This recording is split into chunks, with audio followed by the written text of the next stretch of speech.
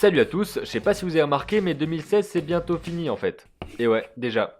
Et il s'est passé plein de trucs cool sur la chaîne en 2016. Déjà je me suis lancé le défi de faire une vidéo par jour tous les jours pendant tout l'été et ça m'avait l'air assez chaud au départ. Sauf qu'ensuite avec la bonne dose de patience, la bonne dose d'organisation et surtout les bonnes habitudes, j'ai réussi à garder un petit peu le rythme et surtout à produire 100 vidéos quotidiennes à la suite l'une des l'autre d'affilée pendant 100 jours. Et j'ai publié au final plus de 200 vidéos cette année qui parlent de livres, de dessins, de matériel, de musique, d'animation, de comment on fait des vidéos. Et j'ai surtout pu beaucoup parler avec vous puisque vous êtes de plus en plus nombreux sur la chaîne à suivre ce que je fais.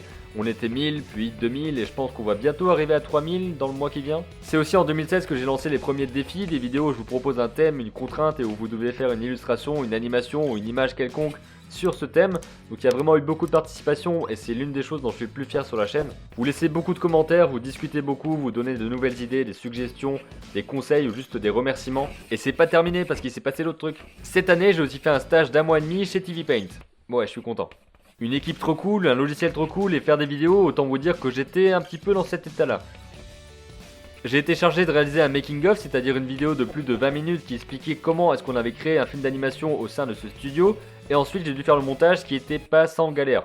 Mais c'était super cool et j'ai aussi réalisé une autre vidéo qui était un partenariat entre TV Paint et Wacom. En clair, c'était vachement cool.